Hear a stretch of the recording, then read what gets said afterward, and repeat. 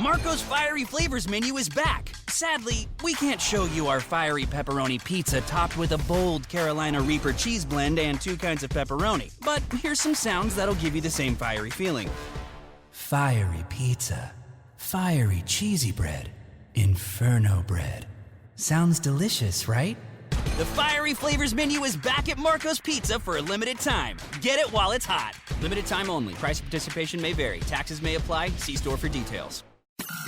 This is an Extra 106.3 podcast. To hear more live and local content like this, tune into 106.3 FM or download the Extra 106.3 app.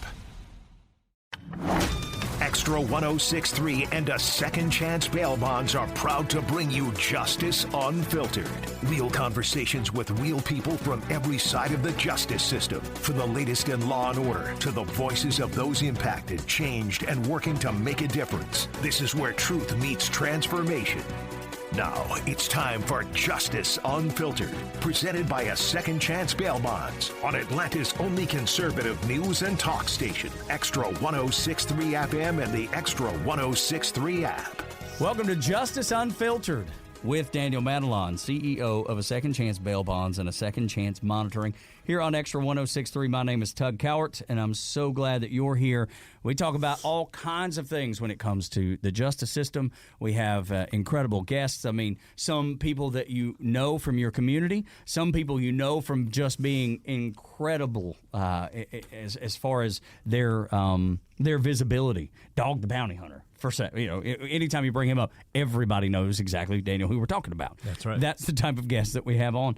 And some that make your community better. And today, that is one of those people.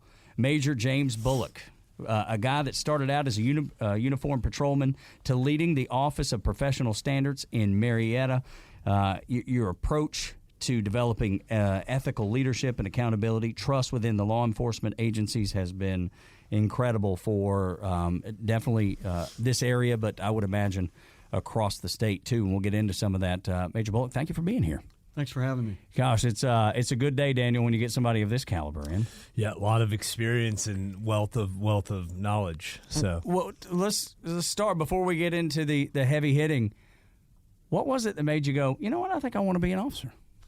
Well, I'll tell you, so coming out of the Army, didn't have a job. Thank you for your service, by the way. God bless you. you. Yes, thank you for your service. I didn't have a job and got a job doing store like loss prevention, right, in a department store here in Cobb County, Mervyn's department store, which is gone now. But that had a young man there, a good friend of mine, wanted to be the Cobb County Police Department police officer, wanted his whole life. That's all he wanted. Convinced me to go take the test, and unfortunately, he failed the test. I passed the test, and they were hiring. Are y'all still friends? We are. Many years later. He had a great career in other places, but it wasn't here. That's so good.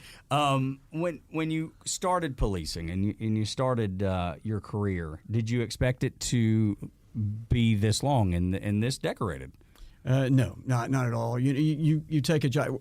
At first, you think, well, I'm taking a job, right? And you come out of the Army and your service, your mindset service, and you go, well, this is still service, and it's a real job, and so you go, oh, let me try this. Maybe I like it because I never thought about law enforcement as a career, and then I fell in love with it because it's the best job ever, and you have to do it to understand it, but it's not for everyone. But if you do it, you'll find that it's the one thing that sets you free as far as a person. If you like service and you like serving people, then the door's wide open. You can do it in any form or fashion you really think about in law enforcement. And that's one of the things that a lot of people don't think about us as law enforcement officers. Yeah, it is. It's a special fraternity, I would assume. Kind of like the military. Well, it's true. Absolutely. It is a special fraternity, but the job itself, it runs the gambit, right? So there's never any 2 days alike. There's never any two calls that are alike. There's never two opportunities that are alike. So you can go from handing out, backpacks at an event, yeah, right? Loading trucks for food to chasing someone that's just committed some really bad crime and putting yourself out there, going through a door of a murder suspect to take him into custody, making change by arresting a child molester, whatever might be the case, right? So you run the gambit of what you can do, and the door's wide open. And for a guy like me who is an adrenaline junkie, right, most of my life, that's the best thing in the world. And you go from one to the other, back across, and then you find places to store all of that stuff. That's the thing that we're finding in law enforcement now is how do we store that stuff, right? And when you say store that stuff, you mean the experiences, sure. good and bad. Oh, absolutely. Probably more particularly bad. Because that builds over time, right? I mean, it does. Somebody who's been there a long time, I mean, no telling. You've seen everything and the worst of the worst. Right. So is that what you're referring to, just being able to cope with some of the things that you have to deal with and see? Oh, absolutely. You know, in law enforcement, the number one killer of law enforcement officers is suicide. Right? So we lose up to 3 times more to suicide across the nation in a year than we do to assaults or to felonious acts. I don't think anybody would have guessed that. I don't know, Daniel, you probably have seen it up close a little more than I. I mean, I've heard that before, right? So, like, I've definitely heard it, But if you were to ask me, I wouldn't have guessed that. I mean, I wouldn't have. Yeah, I don't know. I mean, it's a high-stress job. There's no question about it. I mean, so it falls up into those categories. But, I mean, that is a pretty staggering number.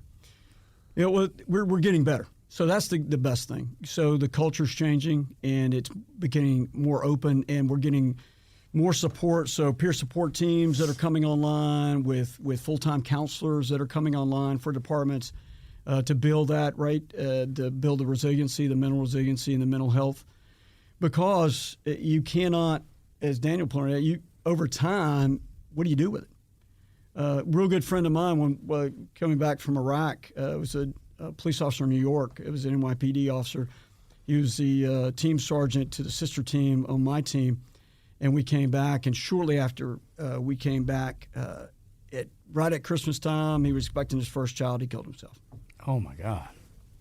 That's unbelievable. Yeah. Well, because I've often wondered, like, even with people that, I mean, I've been in this 20-something years, but even on dealing with the family. So, like, when the police, they're arresting the people, right? So on the backside, when we're dealing with the bond side, you're actually digging into some of these cases and, like, these charges and some of this stuff. And we're not there to represent them in any way, but it naturally bleeds into the conversation because we're determining the risk and assessing all this stuff.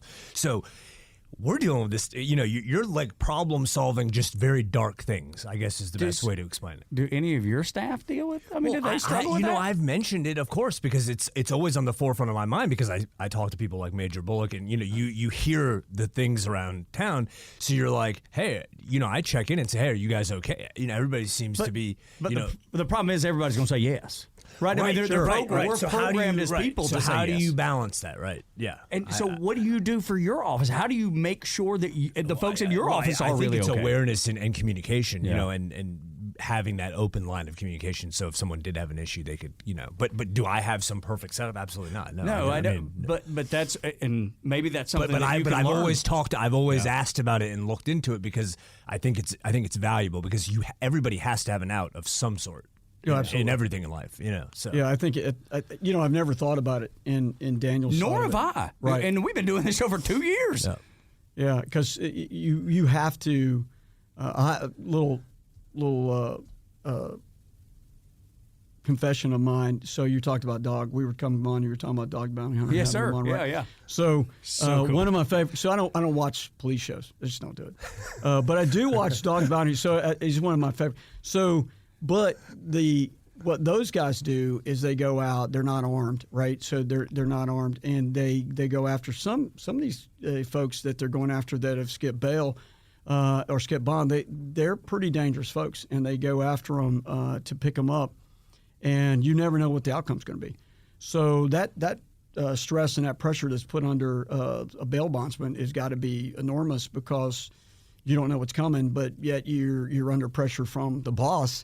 Right, to get that person back, and ultimately, like for me, like I want the person. Like I'm not wasting the officer's time, right? Like they're out here putting in the work, building the kit, whatever. So my job is to make sure the person shows up, right? So they're coming to court, as far as I'm concerned, by one way or another. Because I have a lot of respect for PD and the work that they do. Now I'm not saying the person's guilty, not guilty. That has nothing to do with me, right? But your job is to make sure they're there, right? But ultimately, to make sure the process is I didn't know that your guys were unarmed when they had to go out. I had no idea. Well, not all of them. So, like in the dog situation, well, I mean, he's because of his scenario. That's why. But and if you're not authorized to carry a firearm, then that's a whole convicted felon, things of that nature. Yeah.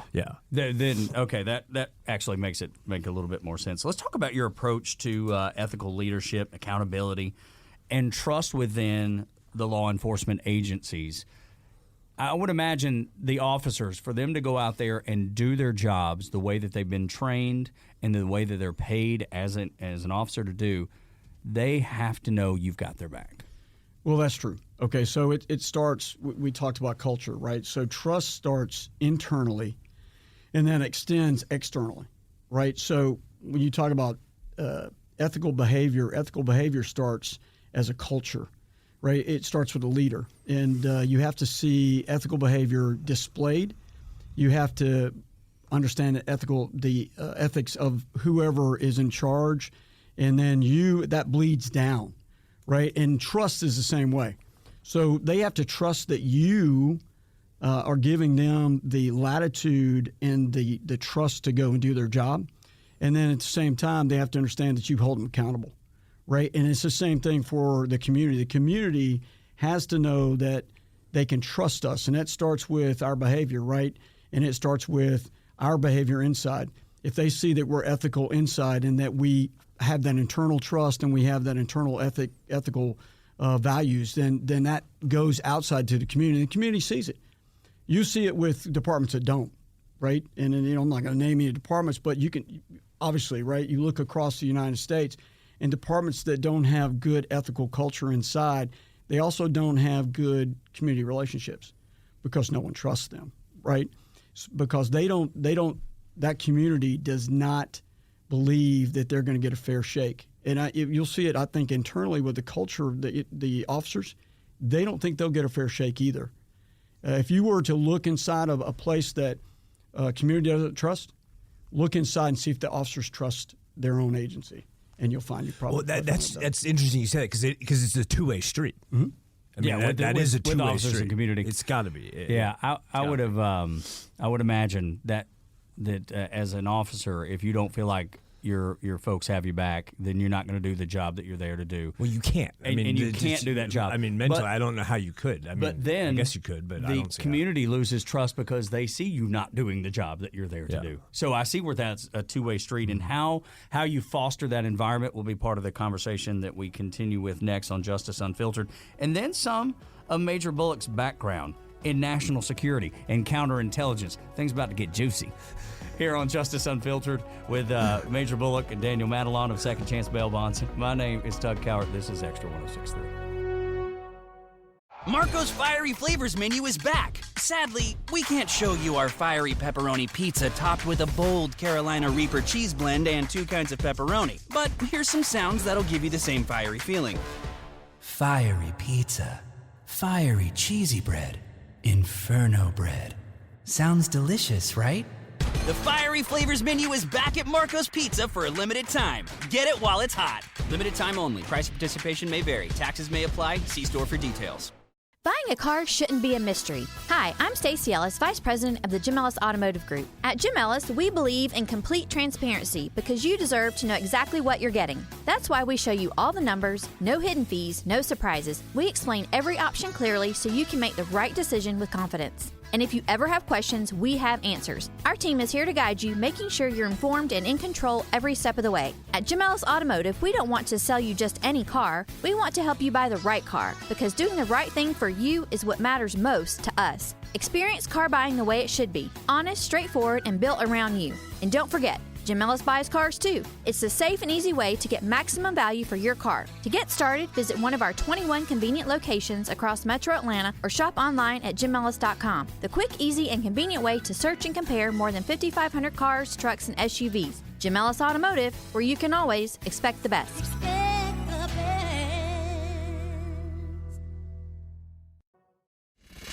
This is Justice Unfiltered, presented by A Second Chance Bail Bonds on Extra 106.3 FM and the Extra app.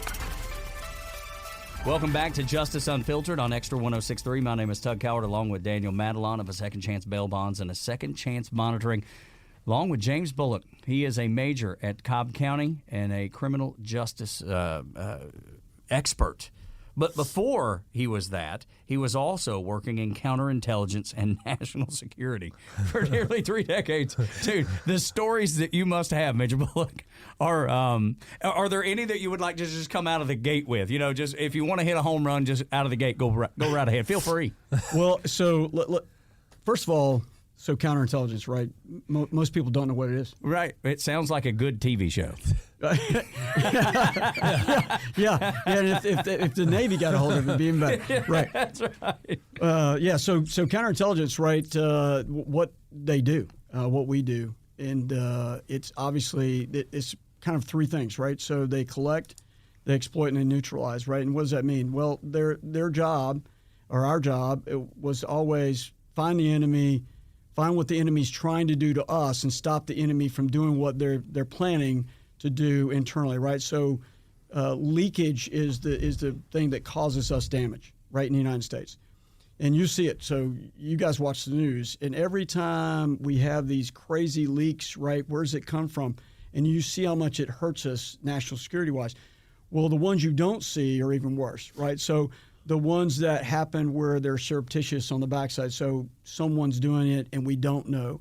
They're feeding information to our enemies, right, or the non-friendlies, or even our friends, right, can hurt us with right, national because security. there's plenty of other countries that have their own CIA, their own FBI, whatever, and we're working with them. And we want to be good partners, but then there's some things that we even can't share with them. Oh, absolutely, yeah. And you talk about stories, so I will start with this. Here we go. Okay. Daniel Matalon, buckle up. Let's go. Back in 2013, we had a problem in Afghanistan. If you guys remember that, we were facing a lot of insider threat with green on blue, which means, so the Afghan army is our friends, right? We work with them, and we had embedded soldiers working with them to provide advisory information and stuff like that, training, expertise. So they're green. They're the green forces. We're blue forces, right? Because that's us.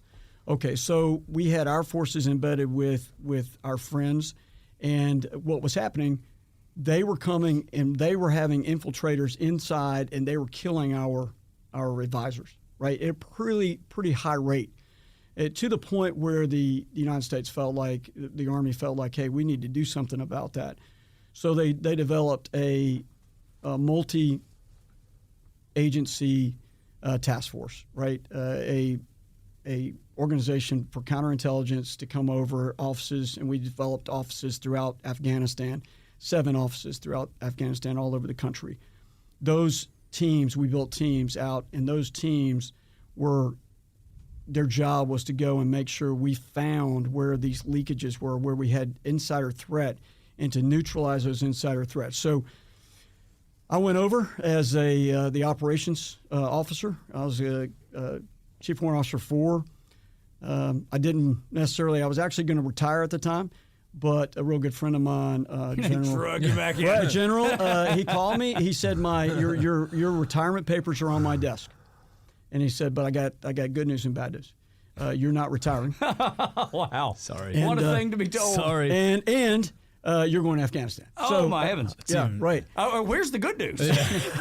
So he said, hey, I have a special, we have a special job, right? We got, you're going to set up a team. You're going to set up a multi-agency team. We had NCIS, we had Marine CI, we had DIA, and we had Army CI, and our Air Force OSI. So we had a task force. We went over. Our teams were made up of multi-agency folks, and we went in, and what they did was phenomenal, right? So what they did is they built out what we were just talking about. They developed sources inside. They collected information. They started to identify these bad elements, these insider threats, all the way up to Afghani generals. And we slowly, methodically took those individuals out of the play, right? From prosecution, there was some prosecution. There were some other means that we facilitated across the board with our friends in Special Forces. And we were able to neutralize that threat to a point where when we left in 2014, by the end of 2014, they disbanded the unit, the task force, and the insider threat had gone down to a point where they didn't need us any longer. And how many young men on specialized teams, because the biggest threat there was our Special Forces, right? Because they were the most embedded forces. And so we were there really to protect them, and then through them, working with them, we were able to neutralize many of those threats to the point, like I said, they disbanded us and turned it around. But that's when we had a turnaround in Afghanistan, right? We started to see less attacks on our soldiers, our sailors, our airmen. We started to see a better environment, and we held that environment to the point then until we left Afghanistan. Not the best way, but we left Afghanistan. Well, right? I've got plenty of opinions on that as a Navy guy. So that's the that one there. One of the best ones I can tell you from that time there in Afghanistan was we had a team up in the north. That team identified Afghani general, as I said, but of course it's an Afghani general. So how do you take out an Afghani general without disrupting the political atmosphere? We had to do a lot of work. We identified the individual, but then caught the individual engaged in a agreement outside with the Taliban, and then caught that individual. Yeah, absolutely. And then caught that individual outside with the Taliban. Unfortunately, for some of the Taliban members, it didn't work out very well for them. But it didn't work out for him either. The Afghani army dealt with him, Afghani national, and he was imprisoned. So he went from being a general to being imprisoned by the Afghan national army. And so with that guy, though, that one guy, we stopped, probably reduced it by at least 15% just right off that one guy. Wow. Was because he was bringing in soldiers. Well, they were supposed to be Afghani soldiers, but they were Taliban coming in, and they were embedded across the Afghan army all over where we had our men and women. Goodness. That's, yeah. What's the span of time from here's you getting your new orders to disbanding the task force? I came on board, we started training in 2012, and then from there to 2014. Okay, so a couple years. Yeah. Wow. And then did you ultimately retire after that? No, No, of course not. What a silly question, Daniel. Yeah, why would you do that? Why stop now? Why? Well, that's so you say that. So I came back, and the same the general that had been in that seat had moved on. He was the commander of the MI Readiness Command. He had moved on to another command, and then coming in right behind him was another friend of mine who I'd been with in Iraq as a junior officer, and so he'd now become the general of the MI Readiness Command. He said, "Hey, have you thought about coming on board as the command chief warrant officer? Have you thought about applying to that?" And at the time, I was working for a JSOC assignment down in Fort McDeal down in Florida. Mm-hmm. And so I said, no, I hadn't thought about it. Well, I put in an application. I got the job. Best job ever in the military, because you reach to that point where you have influence, right? Influence, and you can be positive. Absolutely. Yeah. That point where you can actually make change happen, right? And we had a great opportunity there. Incoming new generals changed out. Best mentor ever had came in.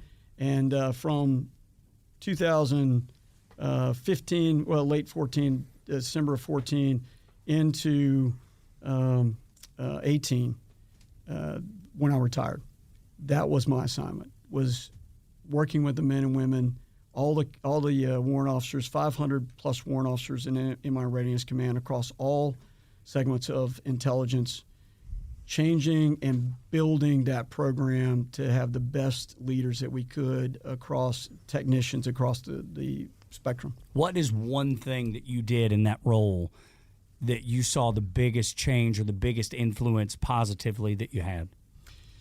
really leadership, making leaders out of these junior officers.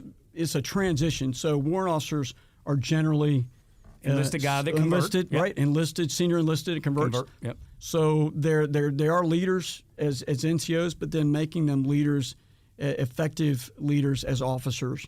And that transition from warrant officer candidate to being a senior warrant officer, and we developed a leadership program that changed how they were developed. Right, the PME was that professional military education is already set in there by the Army, but we came up with a program that mentored them and led them all the way to their senior leadership roles as CW2s, CW3s. Phenomenal way of doing life as leaders, right? Because leadership is not born. Leaders aren't born. No, that's right. Leaders are made, right? That's right. I agree with that. Right. So that development is crucial in what we were able to do across the board, building it throughout the MI Readiness Command. And now it still goes on.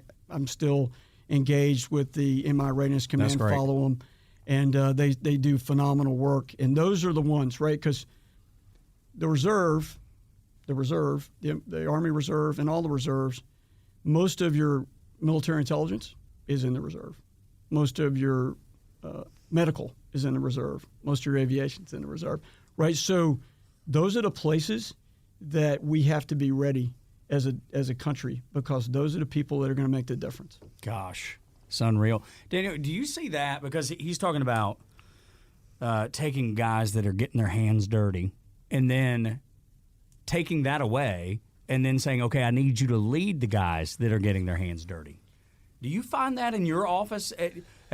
I mean, is there a correlation to what y'all do? I mean, so for me, I learned from the bottom all the way up. So you did it yourself the same way. Right. So I did it myself from the bottom up. Now, there's definitely scenarios of planting people in at higher levels. You see their ability. Starting them here, moving them here. Yeah. But yeah, I mean, I think there's a flow to all that. The most success I've always had, though, has been developing from within. Mm-hmm. So, and promoting from within, and kind of like that's what the Army does. That's what the military does, right? Yeah. And so a blend of that to me has been successful for me in the businesses that I've applied that to. Yeah. So when you take this experience that you have, Major Bullock, and you implement it, your leadership style, the way the intel community worked, and the importance of keeping things secret that are supposed to be secret, keeping things that are supposed to be out of the newspaper.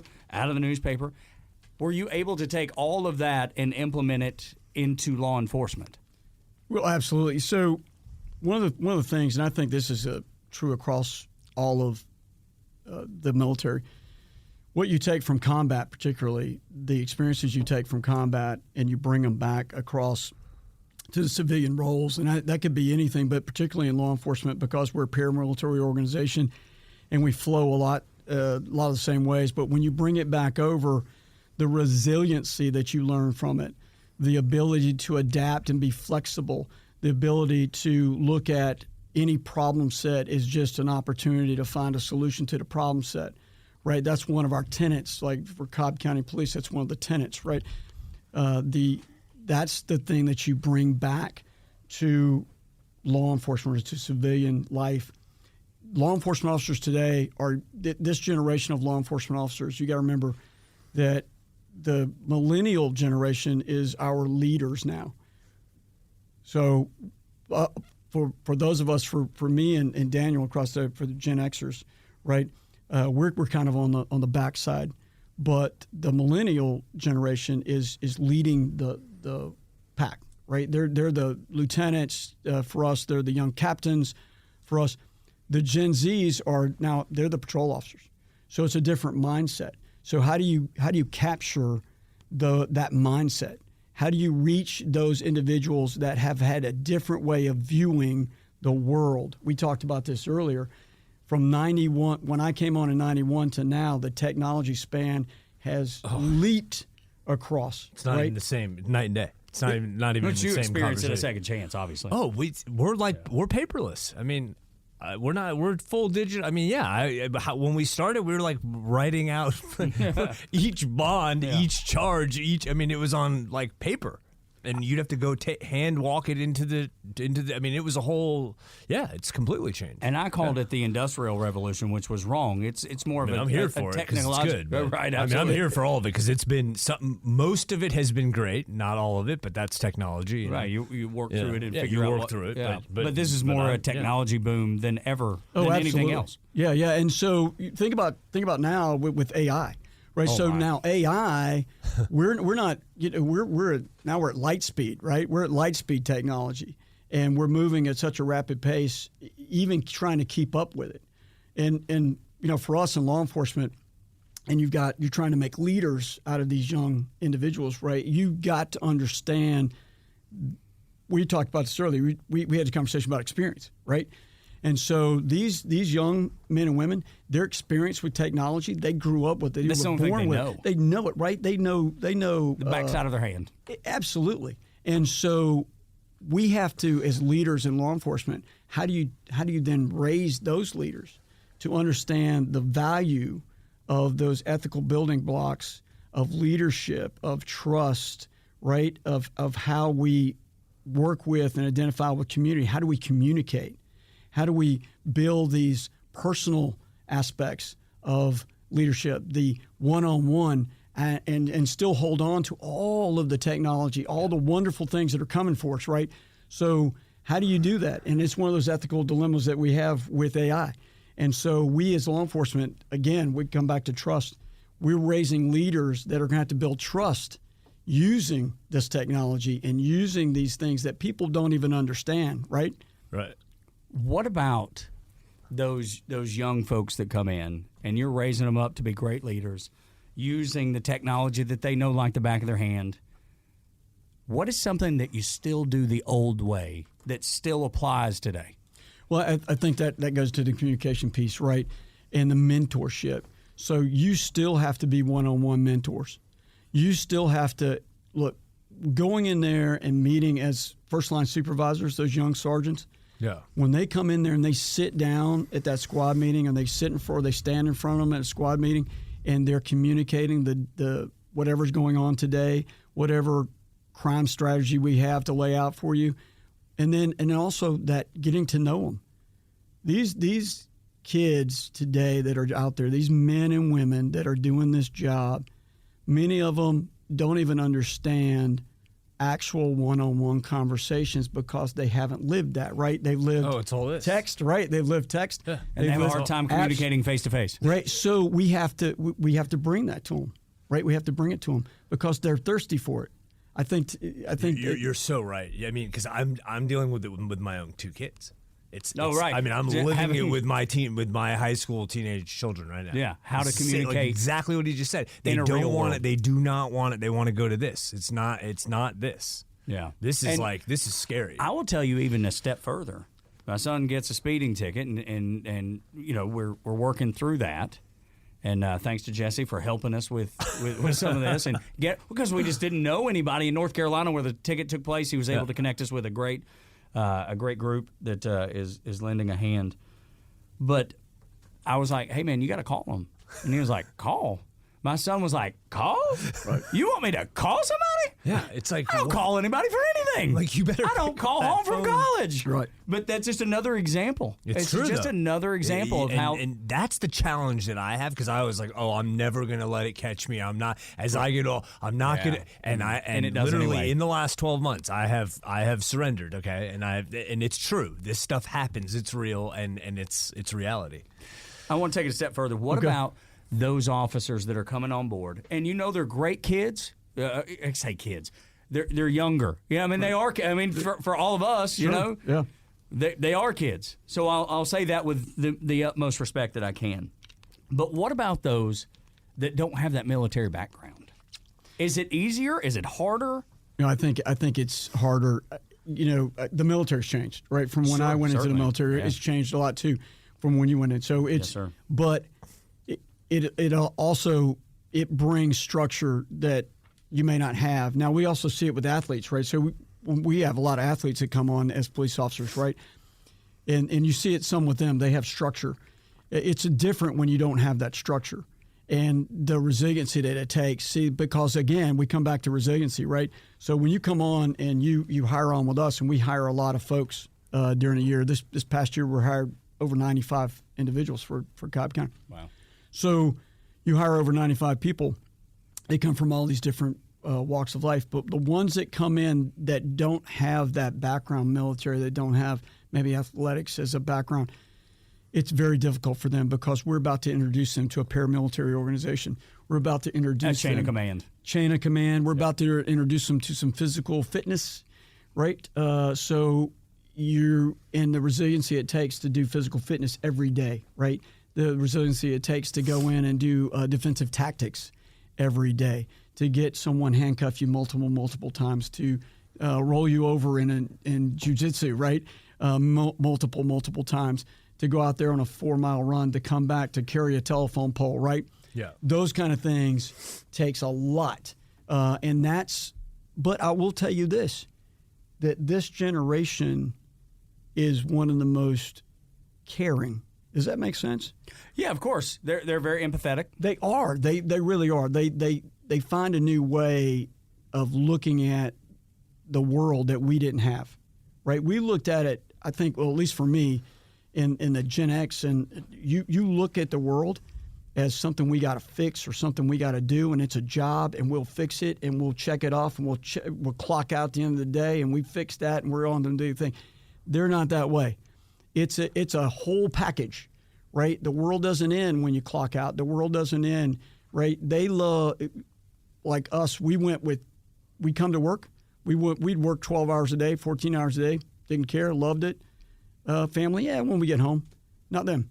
Hey, end of the day, family's waiting. Go to the family, be a part of your family, friends, right? All that stuff. Take care of the world, do things like that. We didn't think about it like that. We thought about, we fixed the world at work, and we went home and hung out or whatever. We did something with the family, but we fixed the world at work. Everything blends together, right? Work, life, family life.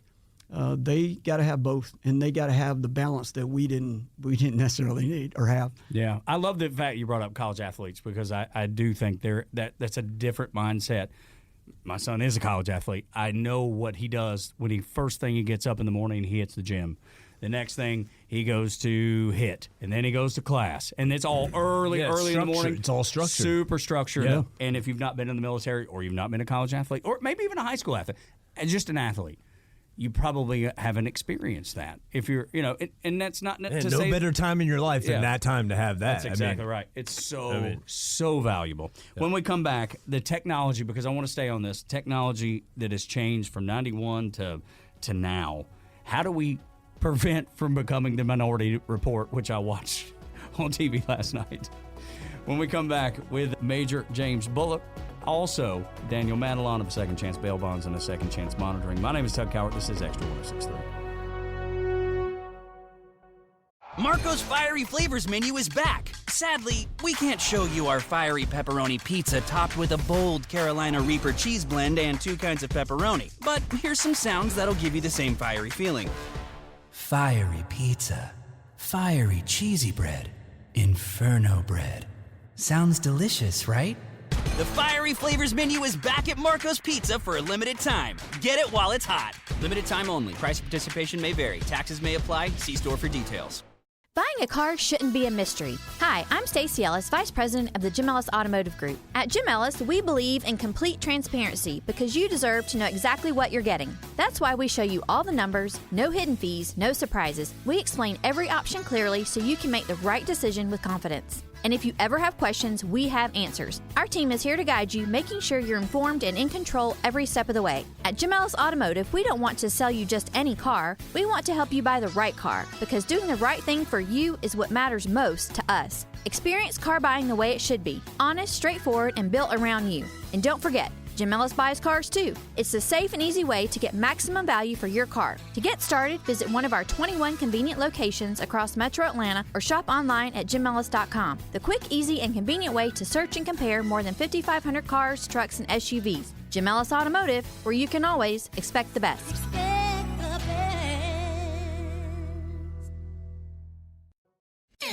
Now back to Justice Unfiltered, presented by A Second Chance Bail Bonds on Extra 106.3 FM and the Extra app.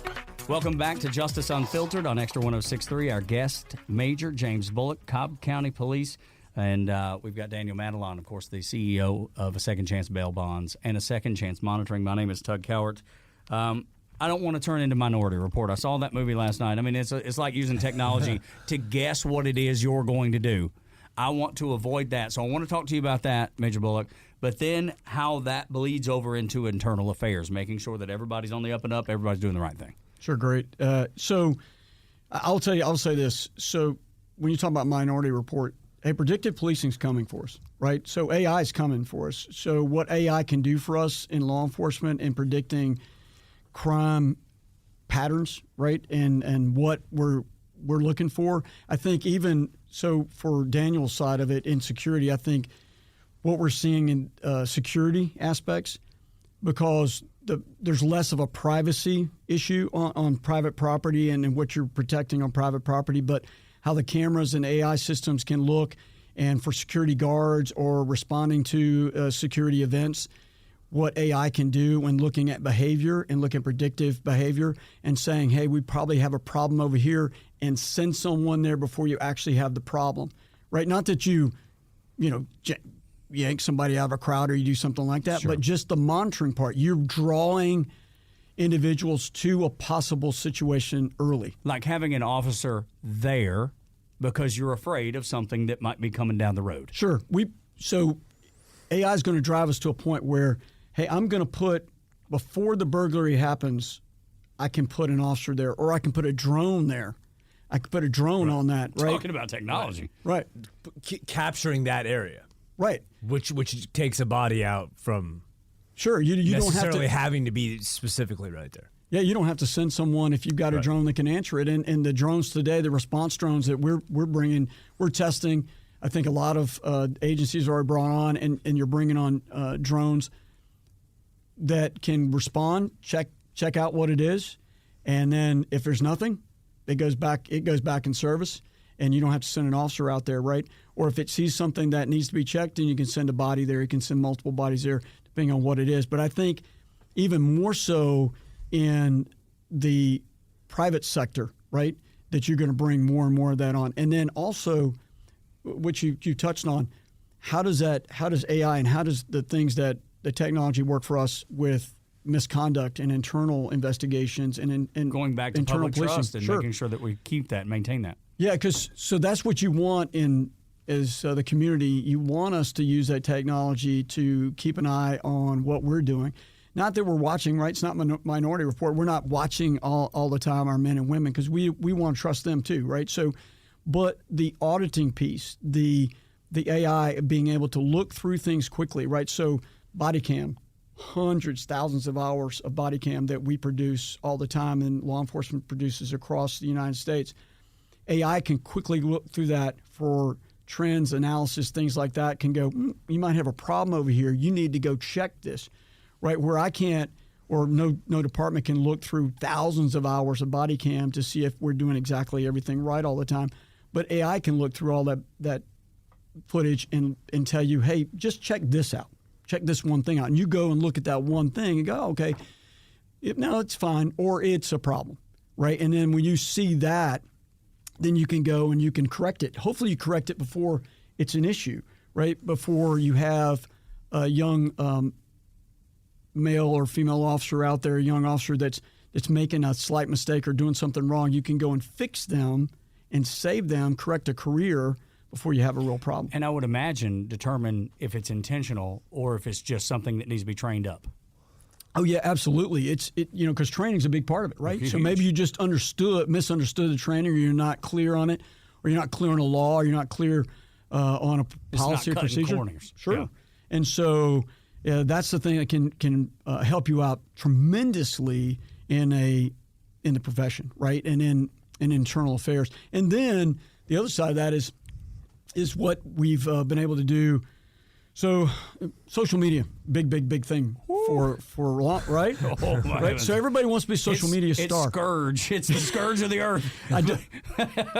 It might be, right? It might be bane of end. our existence. Exactly. Exactly. But it's everywhere. It is. You can't discount it, overlook it. And the world today is we can all be superstars, right? We can all be social media stars, and we can make millions of dollars, yes. right?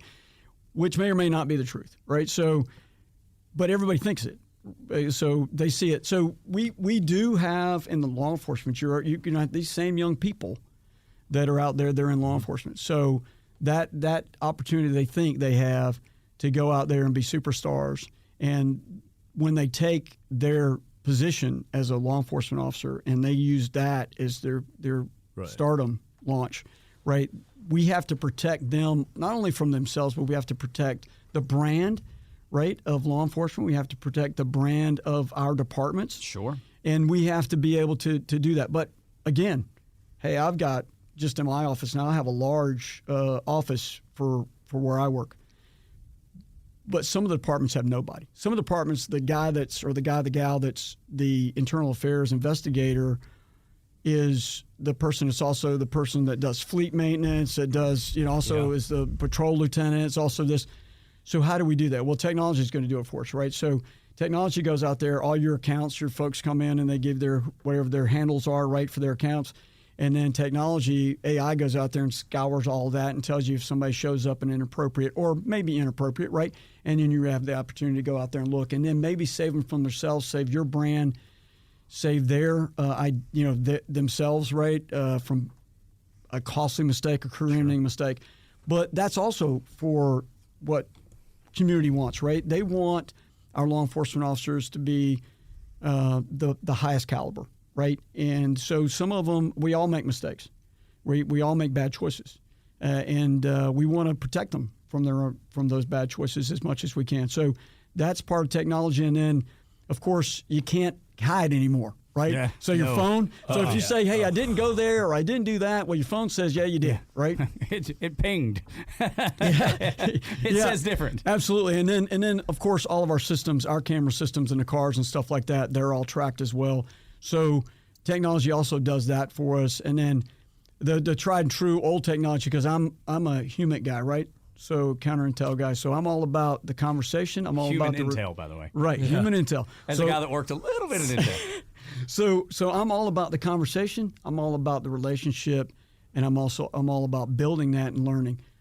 So we go back to the old school stuff, the interviews and the things that go along with that, but also the technology that goes in with the interviews. So the future of technology is you take an interview, and like we're all sitting here together, and if you were taping this, the patterns, the things that we don't say, the things that we do say, how we stress things that we stress, those patterns, AI can look at it and analyze that and tell you where, hey, is there a possibility that there's not truth in there? Is there a possibility that's fabricated? Right? And then we've got the tried and true old polygraph and stuff like that we still use. So Holy cow. It's dangerous. It's so dangerous. It's dangerous. And so helpful. And so helpful at the exact same time. Absolutely. From your business, you would know. It's been very helpful for me, but it has also been completely not true. That's right. It's just not true. So, but it's a work in progress. Indeed it is. But it's definitely got its value for sure. We got to have you back, Major Bullock. I mean, we just scratched the surface. I feel like there's we never got into the there's so many more avenues that we could go down. Back. Yeah, no doubt. So I hope you'll come back and join us on Justice Unfiltered. Well, absolutely, it's been a lot of fun, and this is a great conversation with two great guys. Well, you're very kind. Yes, thank you. For the Major and Daniel Matalon, I'm Tug Cowart. This is Extra 106.3. This is an Extra 106.3 podcast. To hear more live and local content like this, tune into 106.3 FM or download the Extra 106.3 app. Marco's Fiery Flavors menu is back. Sadly, we can't show you our fiery pepperoni pizza topped with a bold Carolina Reaper cheese blend and 2 kinds of pepperoni. But here's some sounds that'll give you the same fiery feeling. Fiery pizza.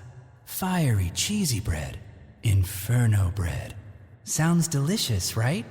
The Fiery Flavors menu is back at Marco's Pizza for a limited time. Get it while it's hot. Limited time only. Price of participation may vary. Taxes may apply. See store for details.